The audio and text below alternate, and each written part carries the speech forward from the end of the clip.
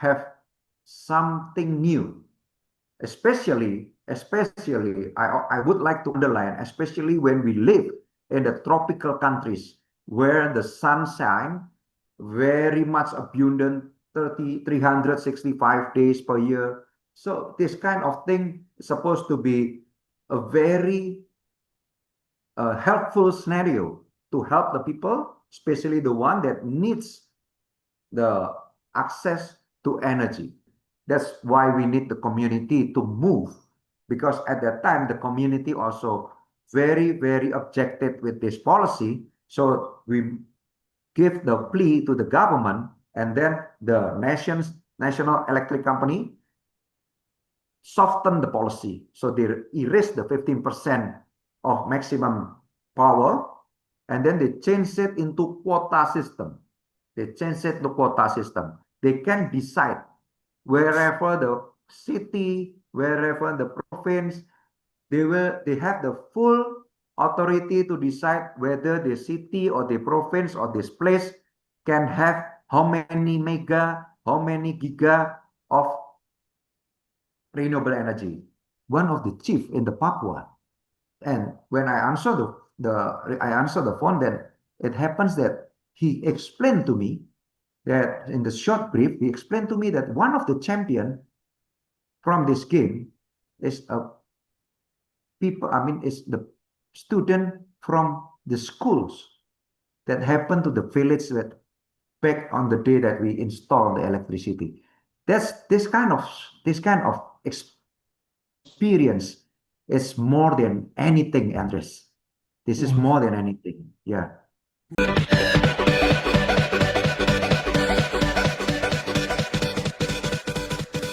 Invisible Experts Podcast.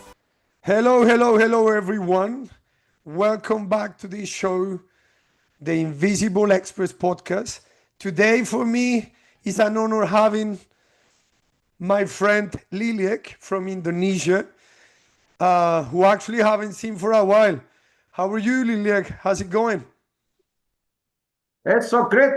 Thank you for the opportunity that given to me to meet you up again, Andres. Oh, thank you, man. The pleasure is mine. Yeah, the pleasure is mine. Liliek, man, before we start, would you mind just to contextualize who you are, what you've been up to, and what do you do, so our audience, understand what's your job and why you are invited to this podcast? Yeah.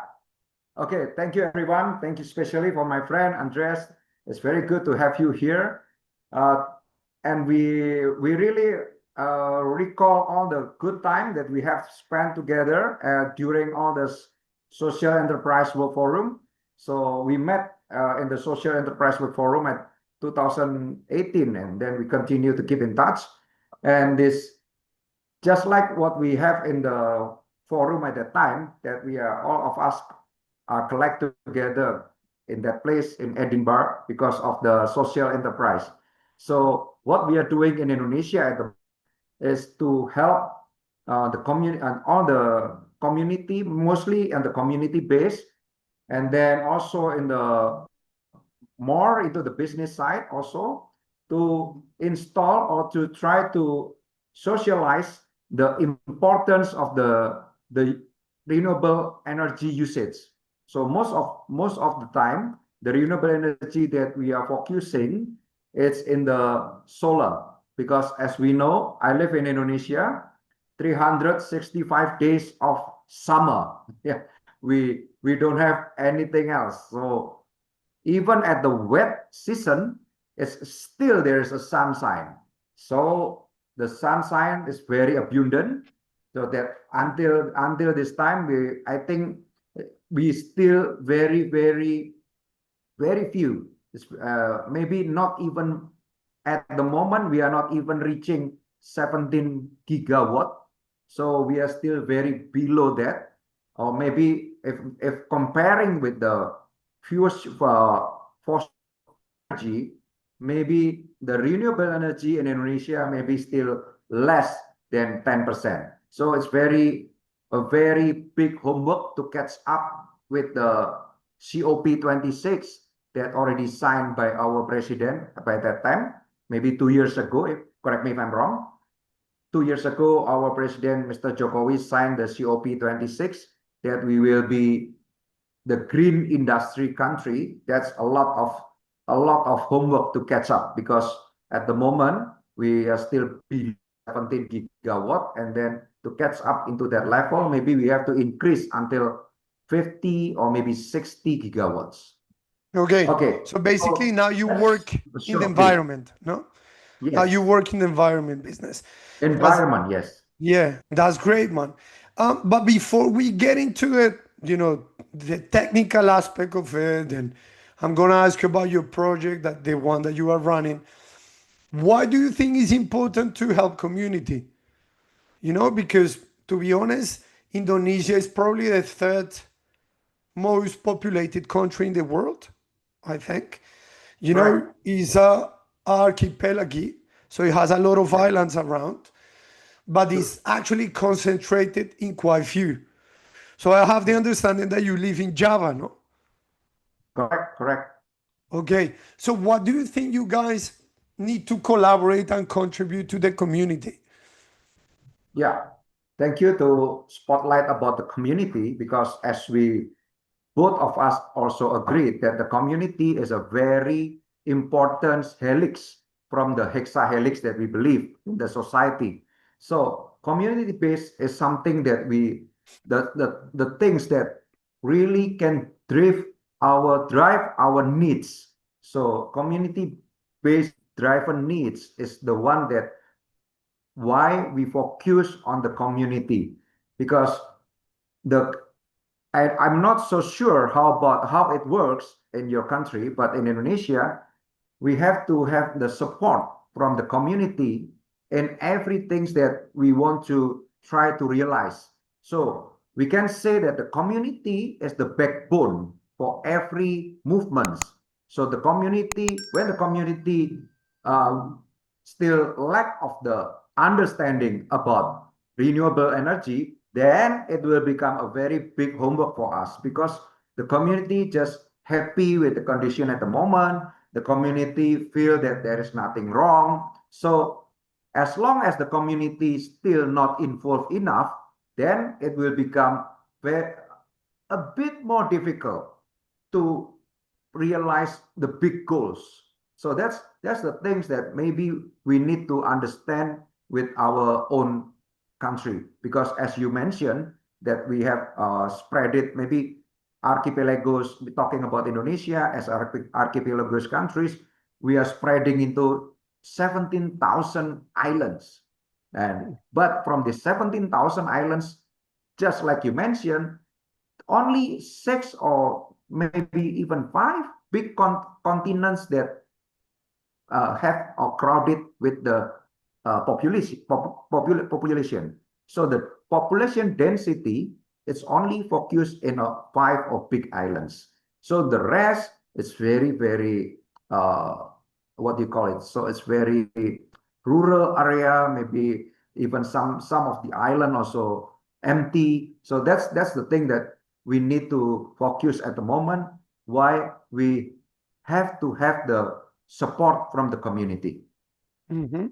So, based on your experience, would you say that there are a lot of people in Indonesia who have no access to energy? I mean, they are basically energyless? Or, Yeah. yeah. So, frankly speaking, in Indonesia, talking about the energy in Indonesia is not cheap, because now the government, it's totally different since Mr. Jokowi elected as the president by 2014. The policy of the government is already shifted. So the subsidiary that previously given to the people gradually is deducted, gradually is reduced. Yeah, so until now, all the price of the energy in Indonesia, you name it, from gasoline, LNG, LPG, anything, all the energy source, the price is floating. Floating meaning like we benchmark with the world price, the index from the world price. So it's always referring to the such kind like the on the oil price, on the gas price. It's totally globally standard. So as we know that we are also not everybody have access to the energy. We can always say that as a developing countries, we also face the difficulties about the rural society, and especially for the one that still below the welfareness. So that kind of people, that segment of people is the one that still need to be subsidized.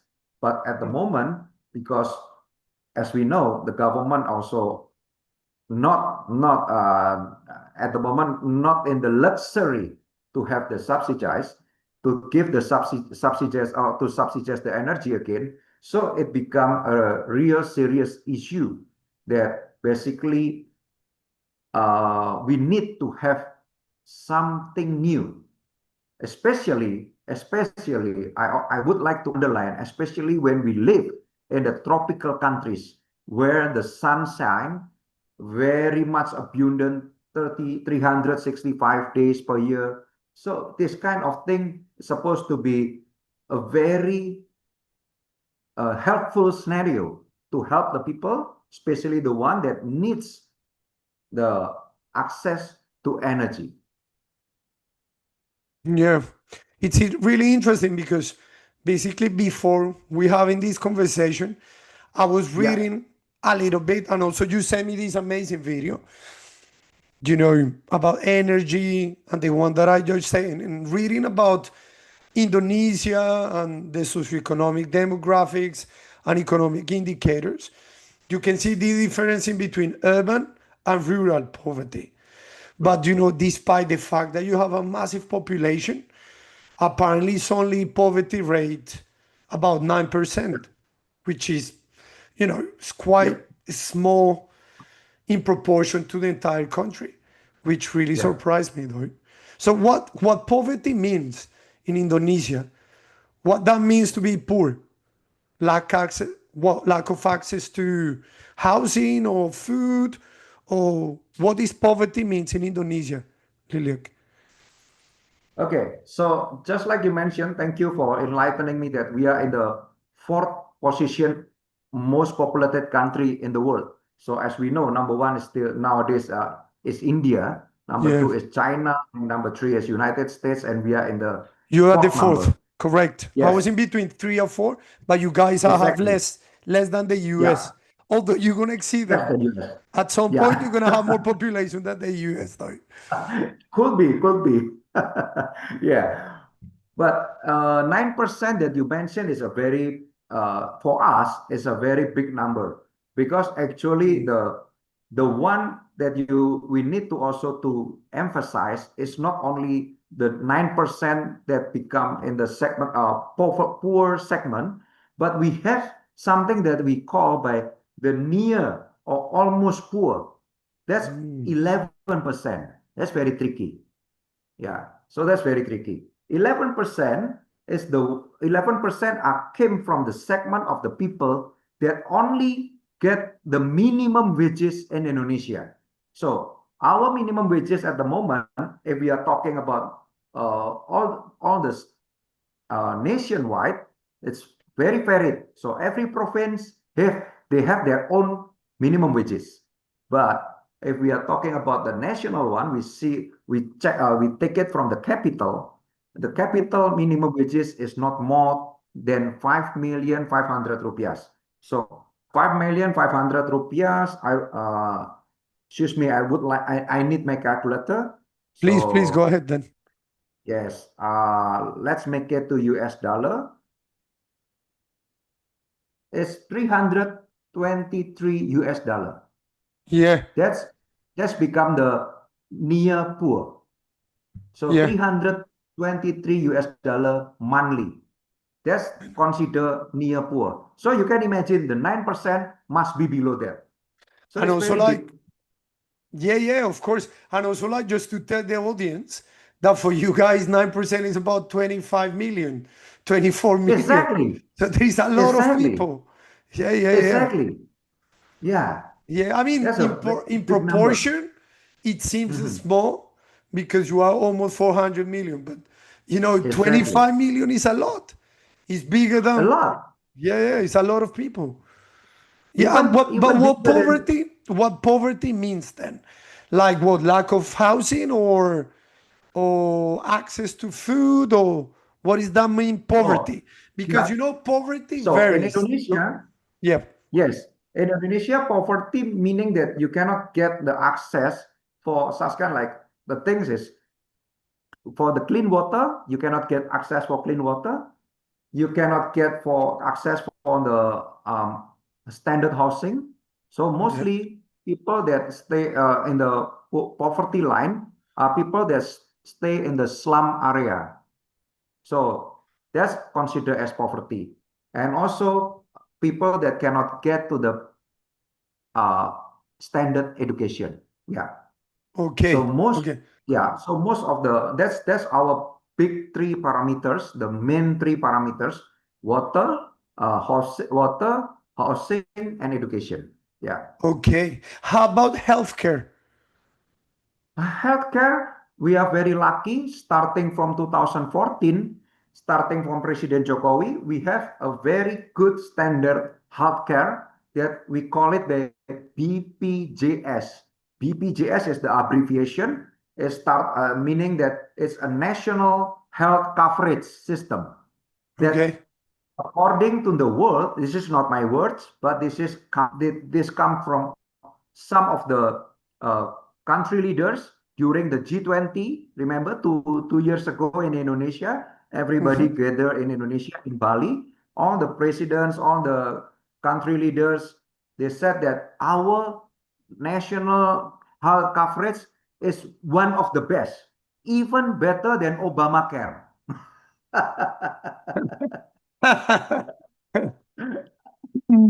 I wanna, Okay, so yeah, go that's ahead.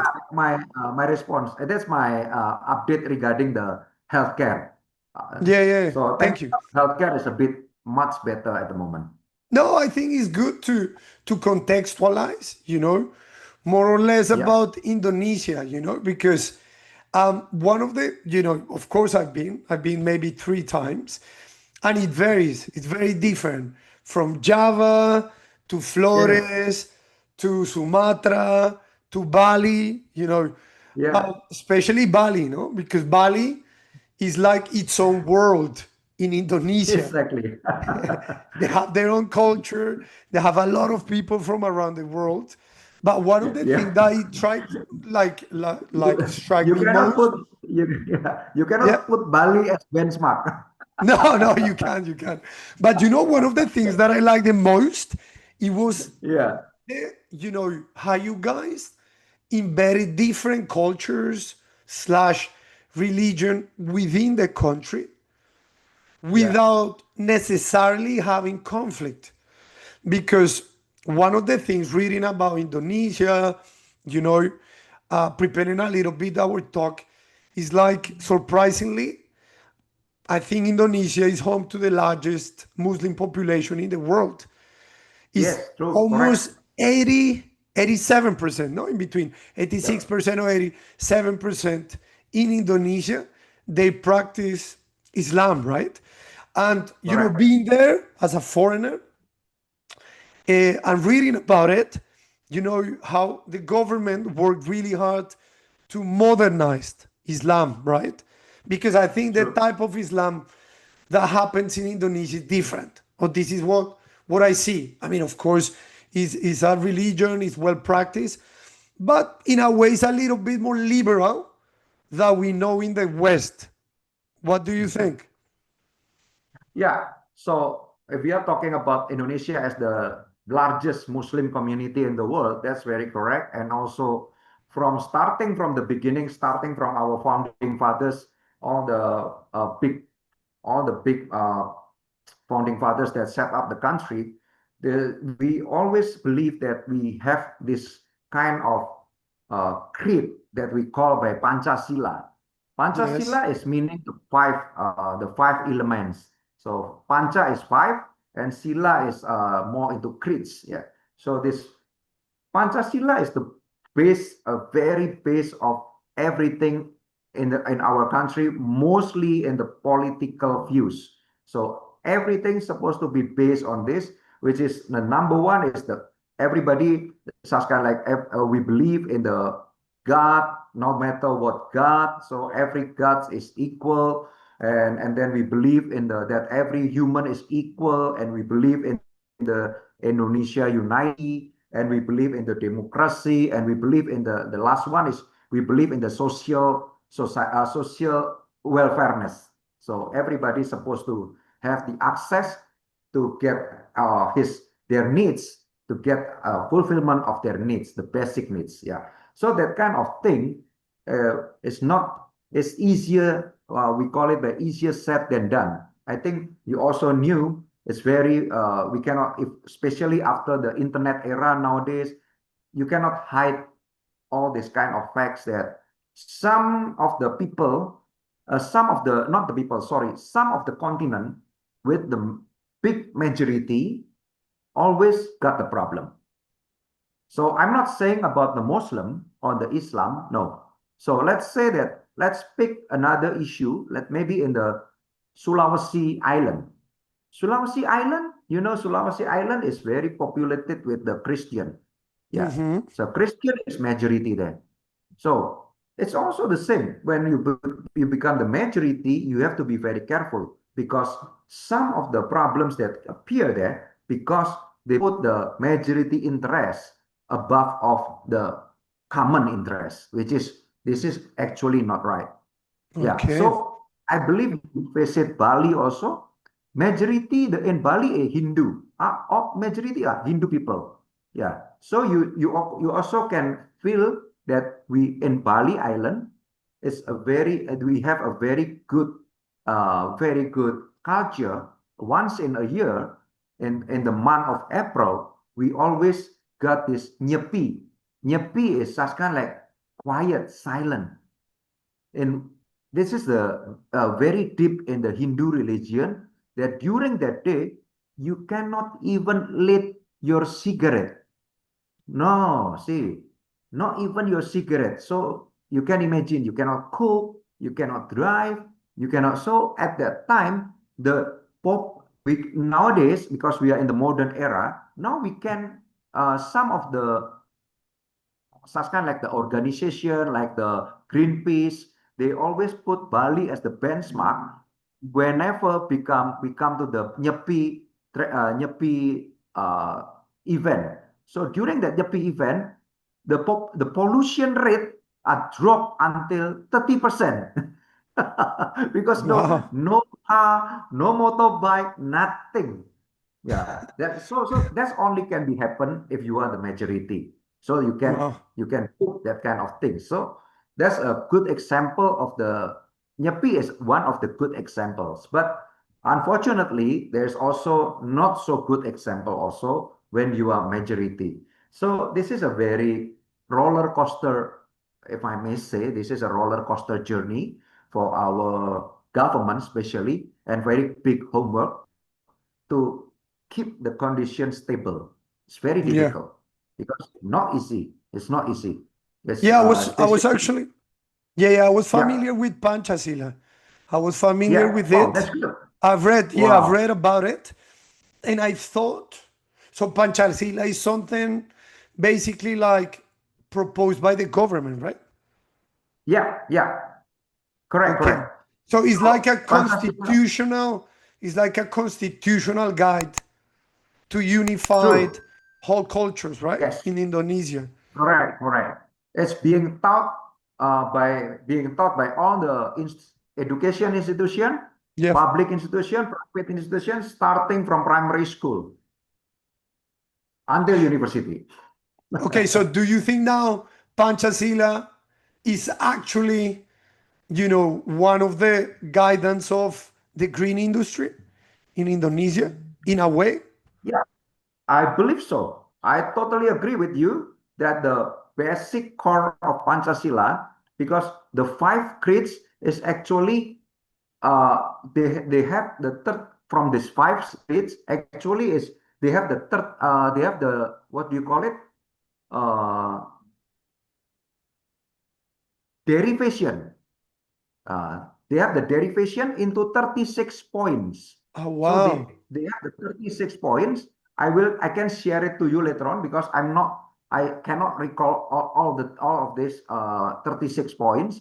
But from these 36 points, when you match it with the sustainable development goals, it's so many in connection, Yeah. so many relation. Yeah, so basically, I think everybody in the world actually have the same ideas, just maybe different expression only. Okay, that's great. So, from your perspective, Liliek, how is the green industry going in Indonesia? Have you seen big changes? Yeah, Is it more popular because of this kind of Western influence of the SDGs and this global agenda pushing forward? Do you think it benefits the country in terms of the green industry? okay, thank you, Andres. So our green industry have a very long journey. I am involved in the green industry starting by 2009 with my company, Selaras Daya Utama, or we call it by SDAYU. So this company starting by 2009, I think, if I'm not mistaken, I believe we are most, I think the most early or some of the earliest companies that start by 2009. And frankly speaking, to be honest, our 2009 president was Mr. Susilo Bambang Yudhoyono. So that's our sixth president. Is very, very keen with the idea of renewable energy. So during that time, this President Susilo Bambang Yudhoyono really pushed forward.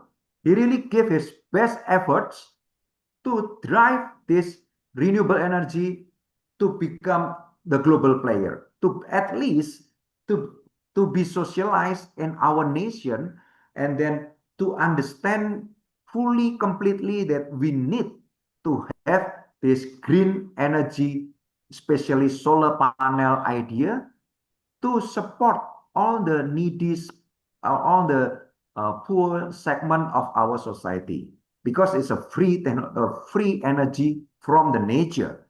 Yeah, but Frank, as you know, in Indonesia, our term of presidential is only 2 terms, like just like in US and like maybe in your country also. So at 2014, Mr. Susilo Bambang Yudhoyono already complete his 2 terms. He cannot be elected again. So he Course. need to step down and then replaced by Mr. Joko Widodo as the seventh president. So the seventh president at the first period of his presidential, he's still very keen to push the renewable energy. But unfortunately, at the same time, all the national state-owned company, as you know, our electricity is monopolized in Indonesia, is monopolized by nations, state-owned company called by Perusahaan Listrik Negara, PLN. Nah, this national electric company also has a burden as a nation, as one of the state-owned company. They have to create profit. Now, at this point, then it becomes a big contradiction because our national state-owned company of electricity still not based in the renewable energy. All their plant still based on fossil fuel. They are based on the coal. So mostly all the electricity plant still based on coal. So at at that time, of course, so this clash of interest, and then the state-owned company, the PLN, put a very, very difficult condition for us. So the first condition, I still remember, they only allow us to install 15% from our maximum capacity. So let's say you have maybe let's say you have 1,000 kilowatt in your house, so you can only install 15% only. So maybe only 150, which is not in the economic scales. Nobody can do it. Yeah. So because once again, like our previous conversation in the beginning, that's why we need the community to move, because at that time the community also very objected with this policy. So we give the plea to the government, and then the national electric company soften the policy. So they erase the 15% of maximum power, and then they change it into quota system. They change it to quota system. So quota system meaning that they can decide wherever the city, wherever the province, they have the full authority to decide whether the city or the province or this place can have how many mega, how many giga of renewable energy. So that's back to their totally their decision, which is a bit better rather than the 15%, but also make the process to go to the renewable energy become slower. So that's the condition in Indonesia at the moment, my friend. Fantastic. Thank you, man. Listen, having your company and you've been in the game for a long time, of course, you are widely, traveled. You've been a lot of events, I suppose, of the industry. How far, from your perspective, is Indonesia in comparison to, let's say, China? Which, from my perspective, is one of the leaders in the green industry nowadays. Yeah, thank you, Anders. If we are benchmarking to China, I believe it's a very big gap to catch up. It's totally too much homework to do, because in China, if I'm not mistaken, they already have the switch of power. They even their plan, even if their electric plan, if I'm not mistaken, correct me, but I read the article that actually 70% of their plan is still based on coal. Wow. But the government policy are different. The government approach are different. They say that, okay, the coal electric plant still can work, okay, still can do with a limitation, but we will push the renewable energy forward. So that's a big difference. So at this time, maybe if we are talking about China, I'm not so sure with the number, but I don't think we are even 5% from China. I don't think we are even reaching the 5% from what China doing at the moment. Yeah, I was thinking about China because it's maybe one of the closest countries in the area, no? In the Southeast Asia. Yeah. But from your Yeah. perspective, for you, which is the ideal, region that is leading green industry in the world, for you guys, that what would be the ideal example to catch up on? Frankly speaking, it's very sad to admit, but this is a very hard fact that we have to accept, that the one of the country and our neighboring countries that really give a serious efforts to the renewable energy is Singapore. So Singapore, Singapore is maybe only how many? 5 million, 6 million people? Yeah, Yeah. But I think so. they're really keen on this renewable energy, not just only solar, but they even succeed to make the waste treatment. They have the waste, they have the one of the best waste treatment system. I mean the solid waste treatment, the city solid waste treatment. Singapore got the best because they combine the technology. If I'm not mistaken, they bought the technology from Italy also and from Belgium. So they combine it to become one with their state-owned company, and then they come with the new system that can produce the electricity from the waste treatment, and also from the solar. And one of the things that also very, very shocking for us, actually, they even make the floating solar panel. So because as we know, Singapore, they are not, the land is luxury for them. They don't have a very fast or empty fast land, no. So instead of just depending on the land, they also make the floating solar panel. So I think we need to catch up a lot from our neighbors. Wow. And in terms of like, the capital market or the green capital market. So projects like yours and others who try to catch up on with the green industry, where they have to knock the door on, like where is the best place in Indonesia to ask for seed capital, or maybe ask for green credits, or where is it good in Indonesia? Like there is Okay, available capital to invest in the green industry? very good question, Andres. Thank you.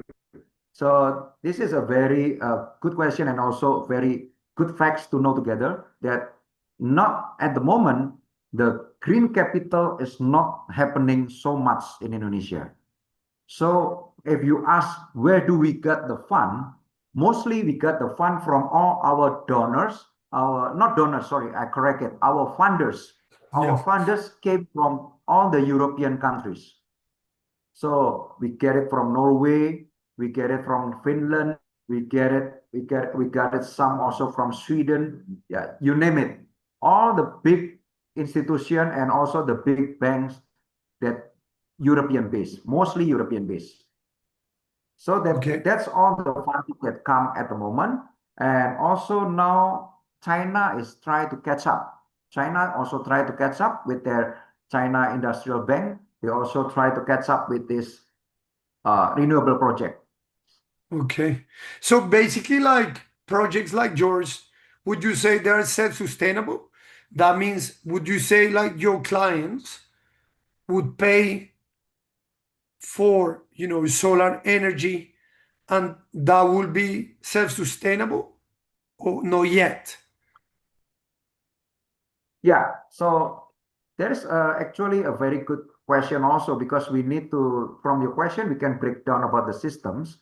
So Okay. at the moment, what we are doing in Indonesia, we have two kind of systems. So one is the purchase system, which is you purchase everything in France. So meaning that you have to have the very big capital expenditures because you spend a lot from your initial investments, but at the same time, when you pay all the things, all the installments, and then all the facilities, all the infrastructures belongs to you.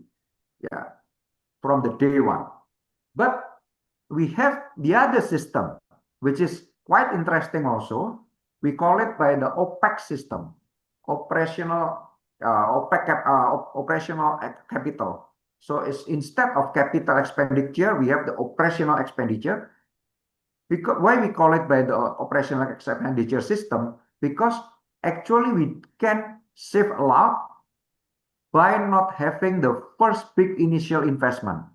So the system goes as almost as the same with the leasing system. Yeah. So you bought all the infrastructure by credits, by certain tenor time, and also by productivity. This is the thing that differ us from the credit or leasing system. By leasing system, no matter you use it or not, you still have to pay the monthly, right? You have to pay the monthly installment. Yeah. But by this OPEC system, so meaning that let's say maybe during this month of June, it's totally cloudy in Java Island. So basically, there is no power produced from the solar panel. Then meaning the saving is zero, no saving at all. Then you need not to pay the installment. But would you have So, energy? oh, of course, no. If if there's Yeah, of total course, of course. yes, Yeah. yeah, of course there is no energy also. So how So many, meaning like for instance, are there people that they have subsidies in order to pay for the energy if they don't have the money to afford. You see what I'm saying? Or Oh, would you say, yeah, yeah, sorry, yeah. I just like reformulate the question. So let's say, no, for our audience, okay, you purchase a solar panels. You install them at home, right? And Yeah, then would you yeah. say they would be able to be self-sufficient or not at all? Especially if we buy the system and then we install it in our home, 100% it will be self-sufficient. So they wouldn't need to pay, I don't know, to the monopoly of the coal energy or other types Oh, of no, no, energy. no. So when we let's say we install the infrastructure in our home, yeah, and then at the same time, the national state-owned company, our national electric company, the state-owned company, will install a new meter machine. So they will install the new meter machine to our house that will calculate how many power that you produce in a day, in monthly, and then that power can be subtract with your bill because at night we're still using the PLN, right? Okay. At night when there is no because if you buy the at the moment mostly in the Indonesia when people install the solar panel in the house they don't install the battery because as we know, Andres, the battery is the soul, right? Because the battery is the most expensive one actually. Because the price of the infrastructure, all the solar panel maybe not more than 30% of the investment. But 70 until 80% is the battery. Mm. So in Indonesia, mostly in the household system, we don't buy the battery. We just rely on the sunlight during it producing time in the daylight. So Okay. back in the night, we still use the normal electricity from our state-owned company. Okay. That's very Yeah, interesting because that makes yes, like the product cheaper. yes, correct. So when you guys buy the battery, where do you get the battery from? Who are the biggest producers in batteries in Southeast Asia? At the moment, the biggest battery manufacturer are China. Is China. Okay. China is still the biggest one. But in China itself, they have a lot of qualities. So they have their own China brand. They have a lot of China brand, and they have also a lot of European brand like ABB, yeah, like you name it, all the big brand of the battery from Europe, yeah, all the big So power saving brand from Europe. It's nowadays also manufactured under license in China. okay, okay. That's very interesting. So for instance, like, it's like it's very important what you say because like in Spain, in Europe, they Yeah, have a lot of problems with the monopoly of the energy, right? And true. then back in 2018, you have to pay more for renewable energy than for the actual energy coming from either coal or gas or hydropower systems, right? And then Oh, there okay. is a very big cooperative which is called Some Energy, right? They have a Mhm. big parks of solar panels and they produce energy for their own beneficiaries. So this cooperative I is see. about in between 5,000 or 6,000 beneficiaries.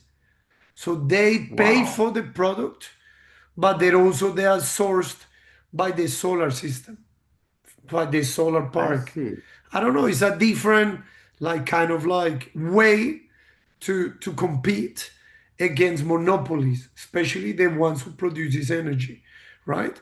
So I was wondering whether in Indonesia, okay, you have the state-owned system and the private. Do you have also private energy companies? No, at the moment, where we are talking about energy companies, the maximum level that we have in Indonesia is PPP, private public partnership. Okay. So there is until today, until this moment, until the moment that we have our conversation now, there is no 100% private private power company in Indonesia. No. Okay. So let's talk Yeah. about your company, right? And your Yeah. project. So what is it and what do you guys produce? So mostly we produce for the industrial. This is our biggest market because, as you know, all the industrial, they have a 24 hours operation running. So when they have the 24 hours operation running, it will be much more reasonable for them to install the complete infrastructure. So they will install not just only the solar panel, but they will also prefer to install the battery system. Yeah, because they are the industrials. So that's our main market. The second market that we are doing at the moment, we are doing also the residential market. The residential market is a bit different. Such kind like I mentioned to you previously that 90% or maybe I cannot say 100% because some of them also bought the battery, but 90% they are only based on the solar panel itself. So they only rely on the renewable energy during the daylight. So back in the evening, they have to switch the meter again back to our conventional electric company system. So the third market that we are doing at the moment is the social market. Social market, what do you mean by social market? Social market more into the community driven that come to our radar or come to our table, our desk. Some of the project that maybe we are interested to do, like the one in the Papua, in the Irian Jaya, in the West Papua. That's all the project is more into to build some of the, let's say, some of the big NGO. Sometimes it's also under the UN. Sometimes it's a very big initiative from a very big conglomeration group. They want to set up the school there. They want to set up and then they just invite us whether you want to join us just to contribute the solar panel infrastructure. So that's our third market. So Wow, that's that's at the fantastic. moment that we are doing at the moment. So basically, okay, I think the second market, it's a very easy to our audience to understand because they're your clients, right? Yeah. Residential and the industry market. But how does it work with the social market? So would you guys find basically like funding or how does it work? Yeah. You just stolen the words from my mouth, Andres. So basically, we always look for partners. Whenever we got the social project, we always look for partners. And at the end of the days, if we cannot find the partners, then we put this project as our company social responsibility project part. So we put it as our CSR by giving the discount to our partner, to the initiative company that invite us. So we give them a very big discounted from the basic price, so they can get the project running. And we are not also not saying that we like to lose, but this is part of our CSR of our company. Of course, of course. I bet you just reinvest, a percentage from your benefits in order to Yeah, fund these kind of projects. true, Yeah. true. So Correct, you correct, basically Andres. are building the whole infrastructure. Yeah, we are the one that hold all the infrastructure. So later on, I will send all the video and maybe our presentation, so you can also try to mix it later on. Maybe if you need it, you are very welcome to to put it in our podcast. Okay. Listen, I have a question then. So, would you bring the infrastructure already built in China, or where do you buy the infrastructure to install the whole thing? Oh, it's back also back on the it's on also depend on the demand. Some Okay. of the let's say some of the clients, just like I mentioned to you earlier, even though all the solar panel at the moment, all the battery, 90% is manufactured in China. Okay. Even the Europe brand, all the Europe brand also under license, but still there are some clients that insist we don't want to use the China products. So Okay. we still prefer to have the European product or European brand. Then we explain to them, okay, we have the European brand for sure, but it's still manufactured in China. And then they are still, oh no, it's okay. As long it's still under European brand, they have more faith. They have more faith with the product. They have more faith with the brand. So they still choose the European brand. So basically, it's the customer demand is one that drive us where we should take the product from. Okay. Listen, so what are the biggest challenges for you guys? Like in the industry, being a small, I suppose, because you are a medium Yeah, enterprise, or you are considered yeah. small, medium, right? Your company, Medium, medium, medium. So medium, what are the small, medium, biggest, small to yes. medium. So what are the biggest challenges that you guys faced for your business?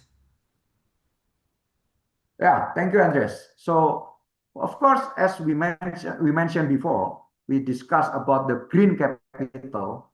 The capital issue is always become the hardest and the biggest challenges for us because during this time, as we know, the biggest contributor for our capital came from the European countries, and also we know that we are not alone. There's a lot of another renewable energy companies in the world, and all of us are competing to get that fund. So it is a very tight competition because the source of the fund or the source of the capital is very limited. Yeah. So that's the first biggest obstacle. And then the second biggest obstacle, if I may say so, is our own government regulation, which is at the moment still not in favoring of renewable energy, Mhm. especially after Mr. Trump back in his office again. Now suddenly the world is already changes again. Now everybody back to the plastic straw. I know, Everybody I know. back to the fossil fuel. Yeah. So, It's crazy, isn't it? And so, okay, like you have internal challenges and external challenges, right? true. One of the Yes, things correct. that interested the most is like sometimes, in this kind of sustainable spectrum, like the solar energy, we're supposed to be cleaning the fossil fuel, try to maybe transition from orthodox energy, production to more renewable one. How about the batteries, man? Because, the batteries are like, big polluters. What's your take on it? Exactly. Exactly. That's also become one of our big homeworks because the battery itself nowadays become one of the things that's still not 100% solved. Even nowadays, on the battery producer they claim that their battery can last for very long time. The battery, because as we know, the battery is actually the battery in the solar panel system is a bit different with the battery within the normal operation, Andres. So when we buy the battery for our maybe our transistor or for our torchlight or our radio, the battery have the limitation of its life. So the battery, if it's not rechargeable battery, then it will drain out after several times. But in our renewable energy, the battery itself actually never totally drain out. So the problem with the battery, with the renewable energy, what happened after several years of usage, they start to reduce the capacity. So and maybe like some after 5 years, then they can only perform 80% from the capacity. So after 10 years, maybe 70%. After 20 Yeah. years, and then decrease and decrease, decrease. But actually, it still can be function forever. So I hope one of the days in our life, they can find something to recycle it. The But battery. it's not happening. It's not happening until now. No, no, but also like one thing is what would you do with the batteries when they last? But the other problem is where the material to make batteries is coming from and the Yeah, conditions that the exactly. people that work in the mines work at, right? So this is one of True, the true. contradictions that we have in the Yeah. sustainable world, right? Back in the Yes. day, I remember in Latin America, like, they were trying to transition from fossil energy or fuel energy towards more renewable one. And then they were saying, well, but the other industry is producing X amount of uh, employment, and then they I cannot leave these guys jobless because I don't know, Yeah. it's hard, but it's true. I think this is like one of the reasons to innovate and motivate innovation in our sustainable industry. So True, from true. what you've seen and maybe visited or you had the experience to learn with, what would you say are the biggest innovation for renewable energies nowadays? If I may say so about the renewable energy innovation until nowadays, is that one of the because we are very deep into solar panel. So one of the biggest innovation at the moment is, frankly speaking, and sadly to admit, it's still not in the battery. Of course, in the battery, we can always claim that we are expanding the life of the battery. That's what. But as you mentioned, the process to make this battery is another issue. That's correct. And also, of course, we also try to cover that social issue and also that kind of the production of the battery issue. But one of the achievement from the renewable energy, especially in the solar, is about the solar panel itself.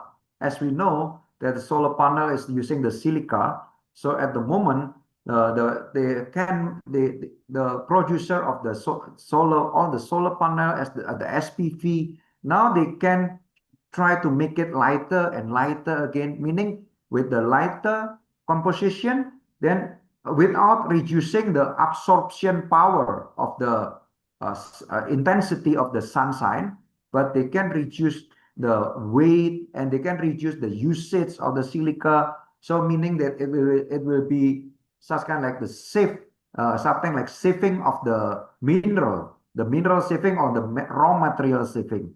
So that's one of the innovation that I aware in our industry. Okay. So would you say even now it's cheaper to be dependable on, like the typical energy source than renewable? Is it expensive to have or to integrate renewable energy in a maybe middle income household? Uh, uh, Sadly to admit, Andres, that at the moment, with this kind of our Indonesian government policy, I'm not, this is not apple to apple. Of course, your country have their own policy, right? So maybe your country policy much better, but in our country, the policy is still in favoring of the conventional power. So basically, it's still cheaper, yeah, for sure to get the power, the electricity or the power from the conventional sources, because somehow we still believe that the government still support, still subsidize this old system.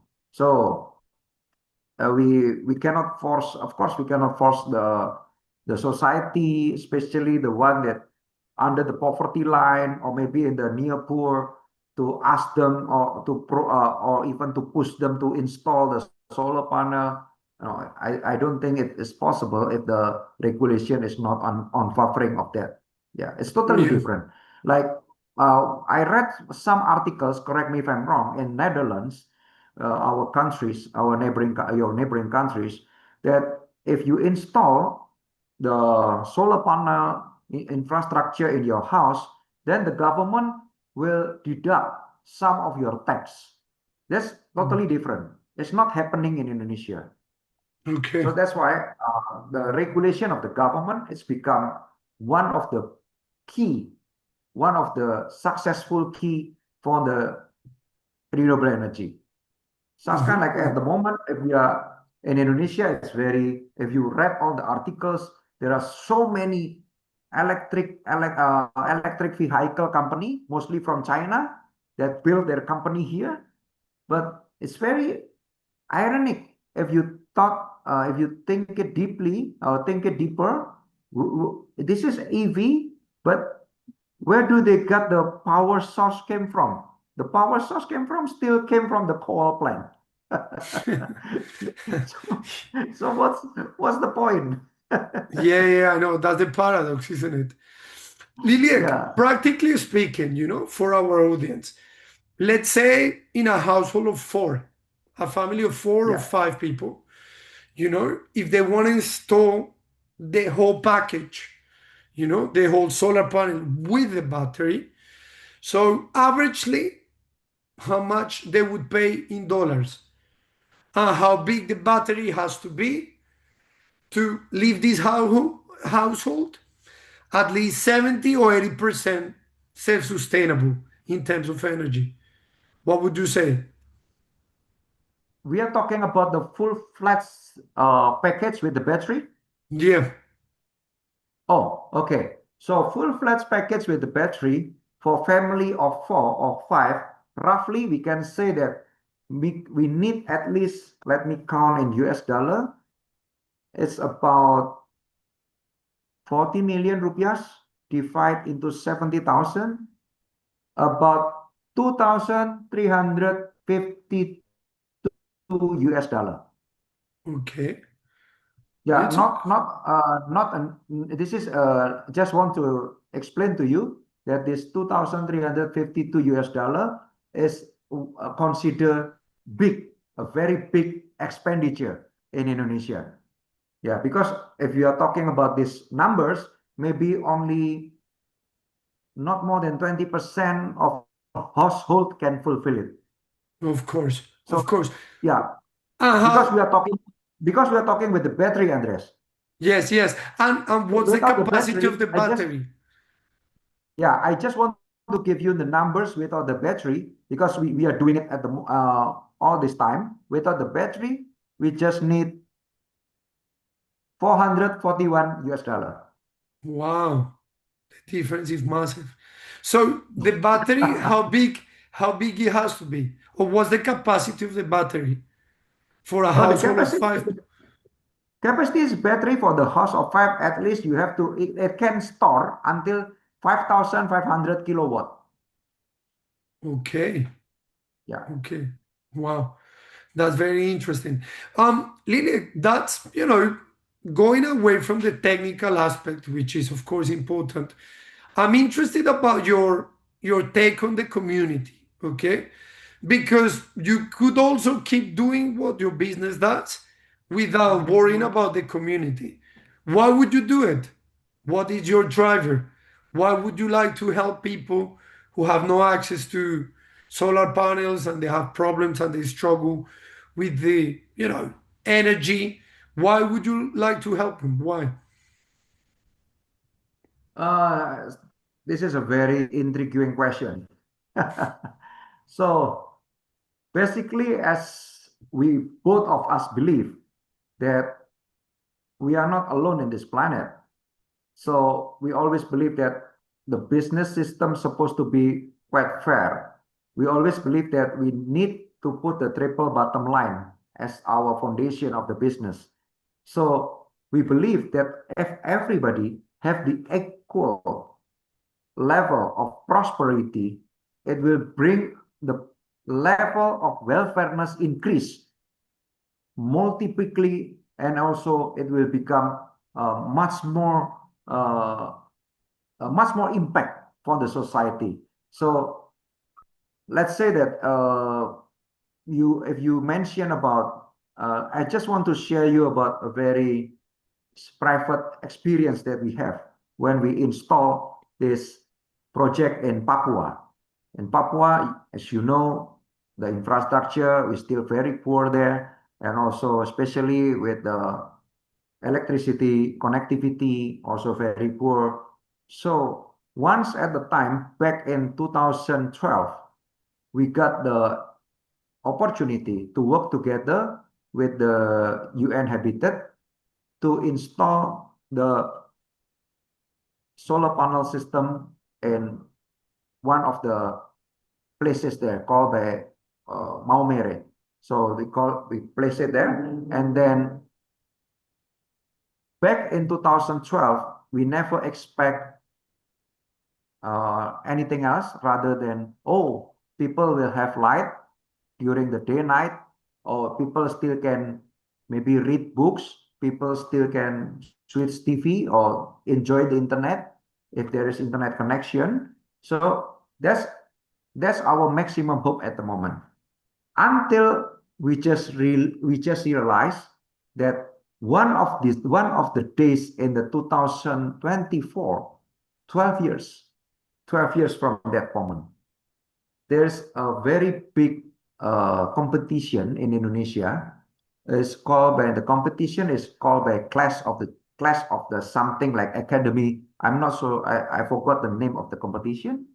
And the the the champion, I also never realized about it because I didn't follow the program, because it was such kind like more into education contest, education championship, in the level of the high school. So I didn't follow it, frankly speaking, until in the one afternoon there is a call that I even still very shocked at that time, because I never expect to receive the call from these people, that I gradually recall it again. Oh, this is the one of the chief in the Papua.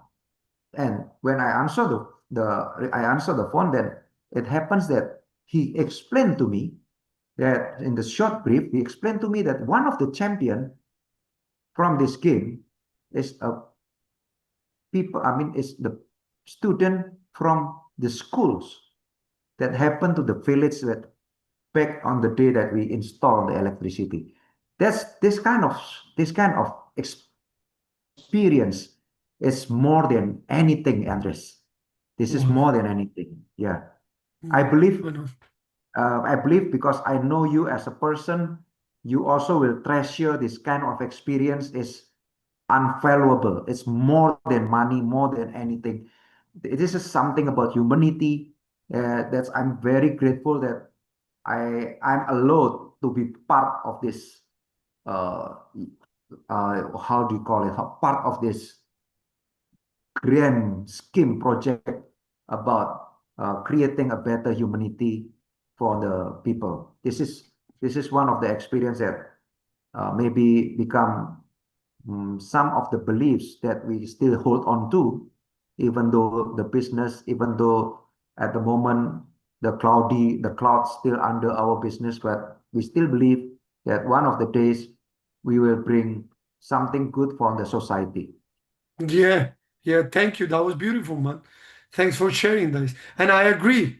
Like actually the other day, we basically were hosting this little event and we were talking about the power of giving, you know? Ah, Give without any intention is a powerful yeah, gesture, right? It's something that you can even True, true, measure. It goes beyond true. anything. And as you said Beyond before, anything. like, I met by chance or whatever people they are very well off, they have a lot of money, but they don't seem happy, you know. But in our sector, I could say that there Exactly. are people who helped a lot of people and they're truly happy. So, Yeah. what I'm saying is it's true. I mean, it sounds like a cliche Agree. phrase, I agree but with it's you. true. I mean, money is an instrument, but it's not everything. Yes. So, helping Totally agree. others, changing the world, it's obviously like a unique experience, and it's also addictive, isn't it? When you help Yeah. and you see you can transform, it's addictive. You want to do it more and more and more, and it doesn't matter, right? Wow. I Yeah. like the word addictive from you. Very good one. No, but it's true because look, nowadays, Yeah, I I don't know know. how it's in Indonesia, right? But in the West, now we talk a lot about healthcare but mental Yeah.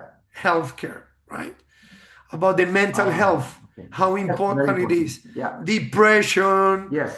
you know, Exactly. trauma, etc., etc. And I think one of True. the True. one of the strategies in order to fight against it, it's basically like giving to society. It's so self-fulfilling. It heals your heart. It heals your soul. It's so important, isn't it? Like, it has to be compulsory. You can see around. I would say like the power of transformation, it's unmeasurable. And also, like, this is what I've learned, right? We both coming from the global south. Okay. I put quotation marks.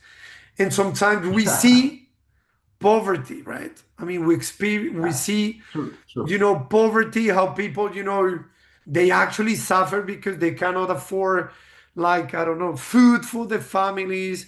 This is like a Yes. real and a serious problem, right? But then I was saying, like, for us, something small could be big for others.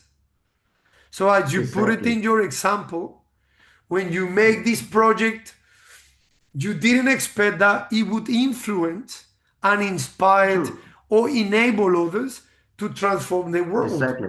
right? Couldn't agree more. Exactly. So the power of giving, huh? I Yeah. think that's the I best couldn't agree way. more. Yeah, I Yes. think that's the best way to finish and finalize this podcast.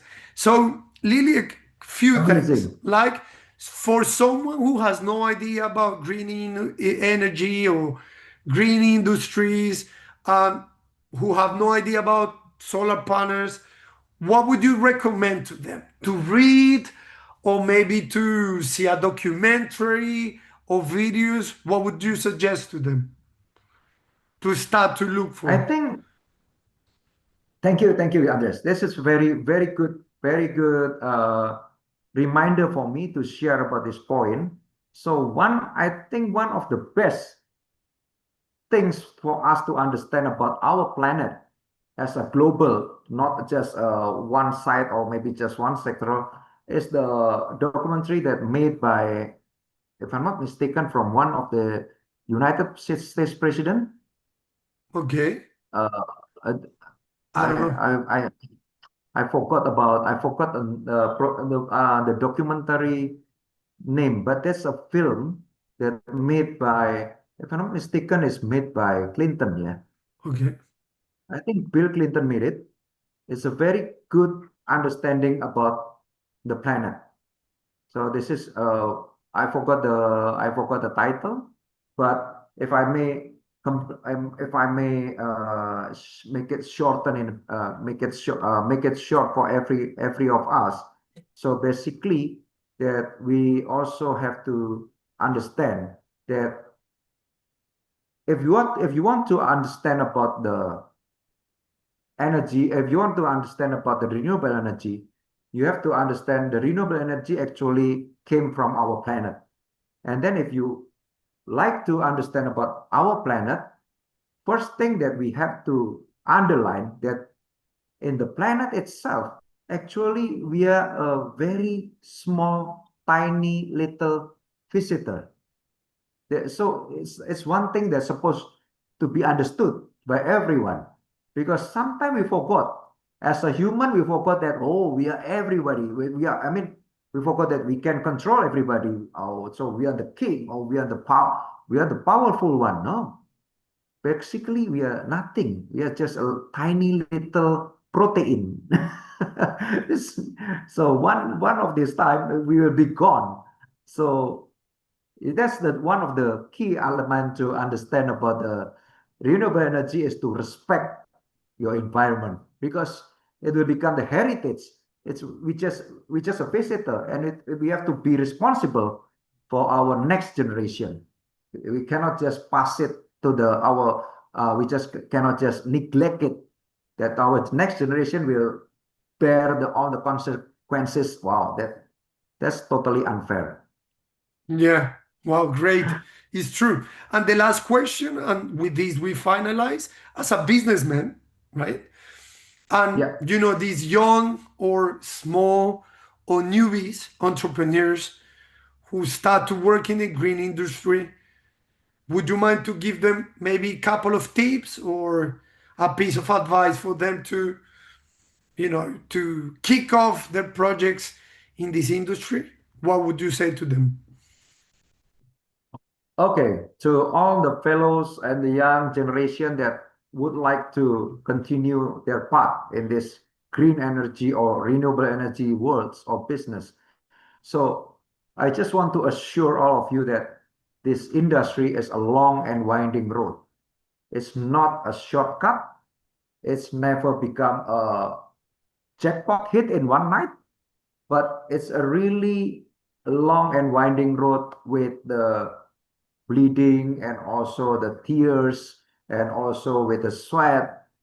But one thing for sure that we need to understand as a human being, that we have to be responsible with our environment. And sooner or later, I don't know, maybe some of the region, some of the countries will have the faster understanding, and some of the countries will have the slower understanding. But everybody, I believe, will reach in the same point, in that point, in the finish line, that we need to push forward the renewable energy, because everything is got the limitation. Everything got the limitation. Even the battery of the renewable energy itself, until today, just like Andres mentioned, also got the limitation. But we hope that some of the days we can find all this solution towards the renewable energy. Thank you, Andres. Fantastic. Thank you, Liliek. It was a pleasure to see you. Shall I see you in the forum in Taiwan this year? Sure. Anytime that you have any schedule when you travel around the globe, just let me know. I Yes, do are really you? sorry when you Yes. were in Bali. I got the problems here, the domestic problem that I need to attend, so I cannot visit. I cannot meet you in Bali. It's really a shame for me, man. Really a shame. Oh, don't worry, man. Listen, I'll be back for sure. This year, I'm going to Thailand. I'll be in Thailand. And I was Wow. wondering, and there is a social enterprise world forum in Taiwan this year, in Oh, October, please at the call end me of in. October. Call me in. Call me in. Yeah. Yeah, I Don't think I'm forget to gonna invite go. me. I think I'm gonna go. Yeah. Yeah. So Yes, yes. maybe, cool. Maybe we can catch Okay. up there. Okay. Share me the details, man. Okay, sure. I will do it. Okay, thank you, Yeah. Liliek. Thank you Okay. for Thank that. you, Andres. Okay, wait. Before you go, Yeah. let's do a photo. Okay. Sure.